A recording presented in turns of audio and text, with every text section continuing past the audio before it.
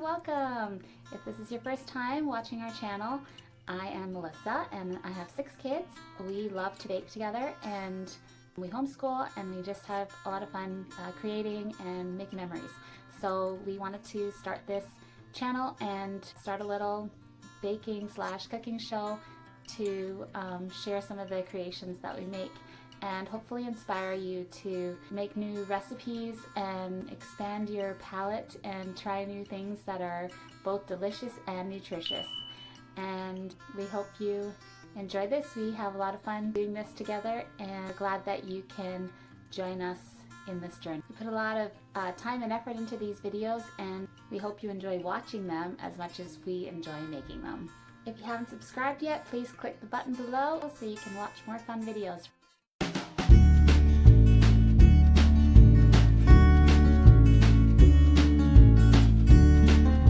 I made a few different videos about our starter, Bubbles, and just showing how the starter can vary depending on whether it's been left out on the counter or whether it's been just taken out of the fridge. So when it's in the fridge, it's in hibernation and it's not really doing much in there. So when you take it out, you need to leave it on the counter for a little bit and then see how it's acting. If it's been fed before you put it into the fridge, then when you bring it out, it will start to grow. If you hadn't fed it before you put it in the fridge, then it's probably going to form a liquid on top of it. And the longer you leave it, the more liquid it's going to get. And that liquid is a product of the end of the feeding of the yeast and the bacteria. So that builds up, and if that liquid is on there, then you can just discard that because that's what's going to make your sourdough really, really strong sour flavor. I guess if you like that, you can leave that, but it'll still have that sour flavor. But I personally don't actually like sourdough bread when I've tried it before, but I like our sourdough bread because we keep it fresh and always discard that liquid, and it just has very mild tangy flavor.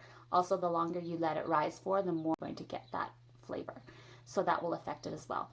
What is a starter? So a starter is a living thing. It's made with flour and water, and that's it.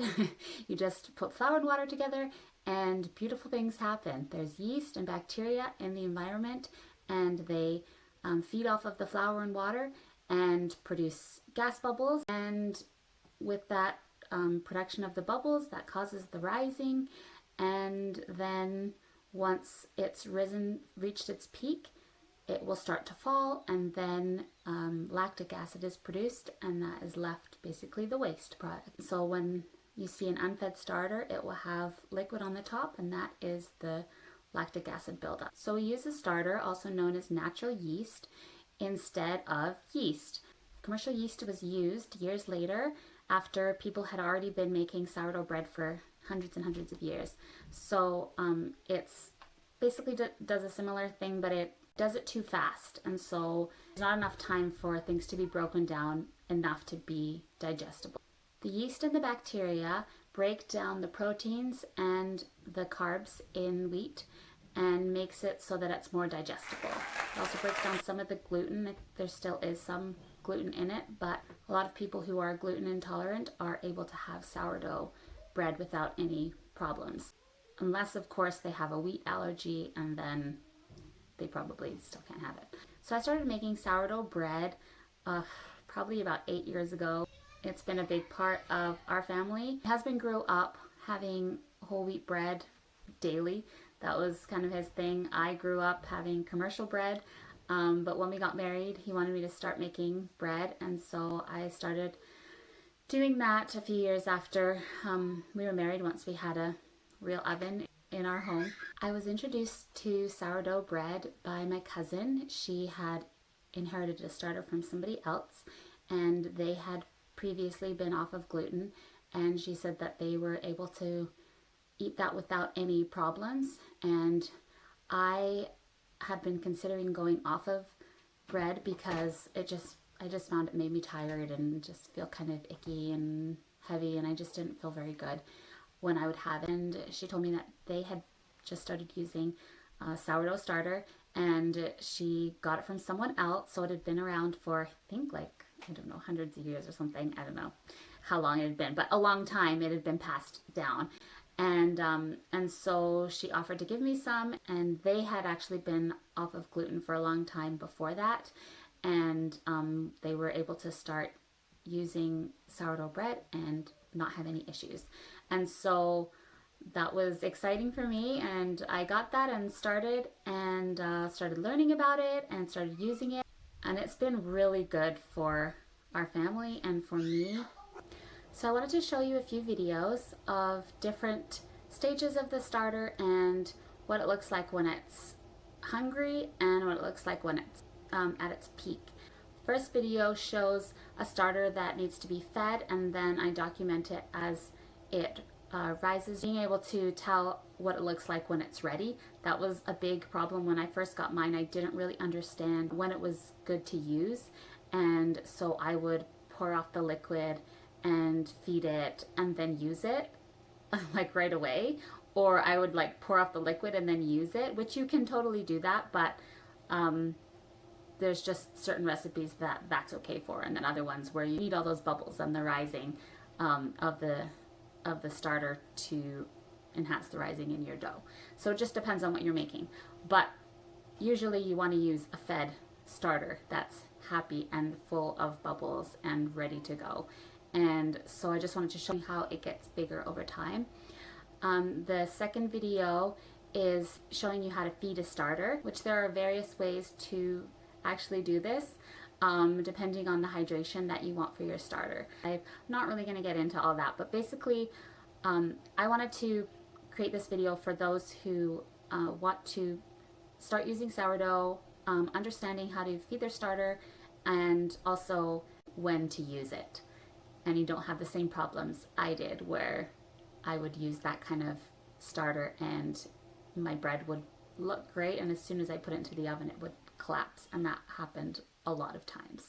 So the other thing with starter is, because it's a living thing, you have to take care of it, you have to feed it, you can give it a name if that helps you to take care of it better, and your results can vary depending on how you fed it, when you fed it, what's in your air, all those kinds of things. And so it's pretty hard to kill a starter. You can't really go wrong with that, but you can throw off the balance, and sometimes it just takes a couple good feedings to get it healthy again.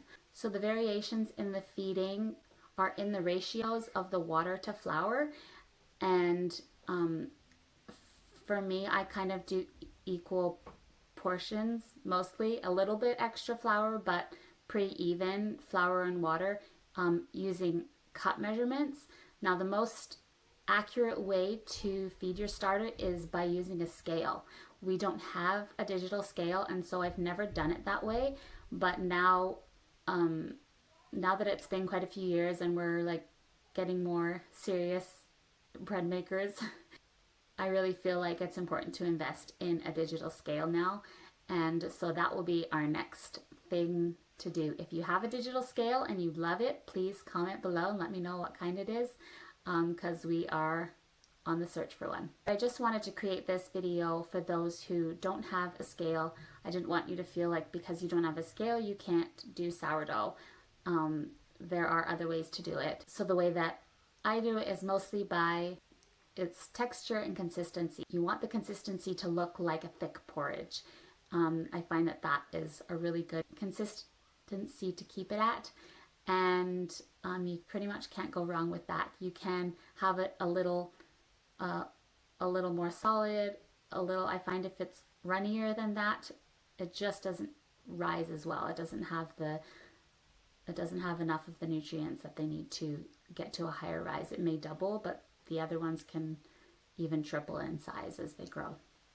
Then the last video that I have shows a starter that is hungry. So it has the lactic acid builds up on top, so you can see what that looks like. I hope you enjoy this video, and I hope it inspires you to start cooking with sourdough. And I'm also planning to do another video on how to start a starter, so stay tuned for that. And if you can get a starter from someone that you know, that is always the best way to go because it has built up a good colony of yeast and bacteria in it for a period of time. But if you can't, and especially now that you're stuck inside, it might be a little harder to get it with this COVID. Thanks, Rona. Then I will teach you how to make it yourself. So thanks for joining us, and I hope you enjoy this video. So this is a starter that needs to be fed. So we've put a line there, that's at 1 cup, and that's kind of just a general measurement. That's a pretty good amount to have. Don't ever let it go below 1/4 cup, because you're gonna lose a lot of that good bacteria. So we've got it at 1 cup right now, and then we're gonna feed it, and then we'll see what it looks like once it is ready to be used.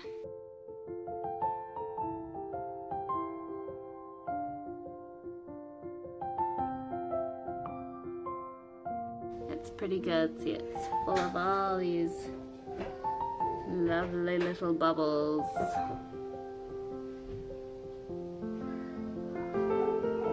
Time to bake. Okay, this is Bubbles. This is our starter. 1 cup in it right now, and I'm going to feed it 1 cup of warm water, room temperature water.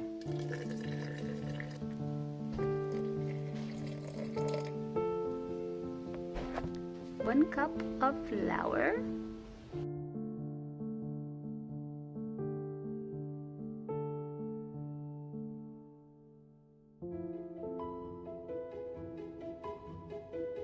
The kids just named our starter today. I think we did have a name for it when we first got it, like 8 years ago, but it sort of lost its name somewhere along the way. Okay, so there we go. Give that a good mix. Okay, so you want to make sure there isn't any real big lumps, so you're going to have pockets of flour, just dry flour. So you want to really get that all incorporated. So that's kind of the consistency you want it. A little bit lumpy, kind of like a good porridge.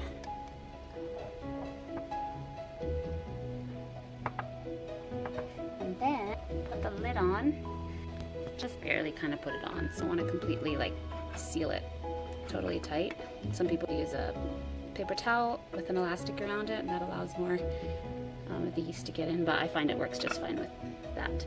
So then this elastic here is just to mark where it's at right now, and then it should grow, and I can see how much it's grown because the elastic gauge does. So there we go. That is how you feed your starter. This is the crock that we actually usually use.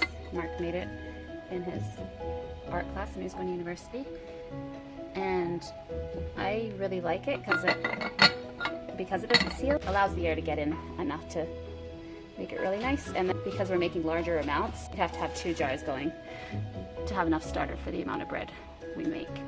So yeah, if you need to do larger amounts, a crock like this works really well.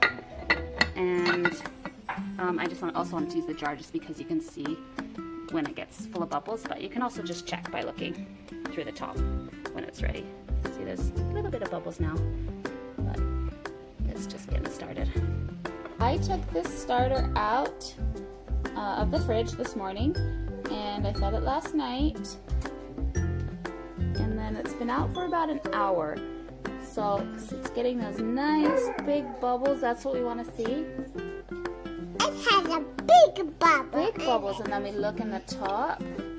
All those nice big bubbles, and see how all that air is trapped in there, and it's kind of all lumpy and stuff. That's really good. There's some spots up the top here there really isn't any bubbles. Can I see one? So, and see, there's still that little bit of liquid there where it's separated. So that means it's not quite at its peak yet. It's getting there though. We'll check it in another hour. Okay, we're gonna perform the float test. So we get a blob.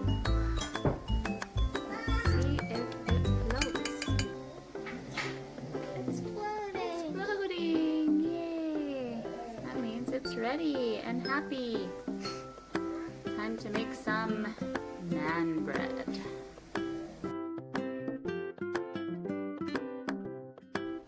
Okay, this is a starter that needs to be fed. See how there's not really any bubbles in it. It's kind of all flat, and then there's this yellowish liquid on top. This one has been needing to be fed for a while, and the longer you leave it unfed, the darker this liquid's gonna get, and it can even get to like a grayish tinge if you leave it for a really long time, and that's fine. All you need to do is dump out that liquid, and you can even get a spoon and just scrape off that very top layer. I don't think it really needs it right now, but sometimes it'll get a gray film on top if you leave it too long, and you can just scrape that off with a spoon, and then you'd be good to go. And measure out how much is in here right now. So say if there's half a cup in here, then you're going to want to do half a cup of water and half a cup of flour and mix that in, and then wait for it to rise again. So that is what a unfed starter looks like.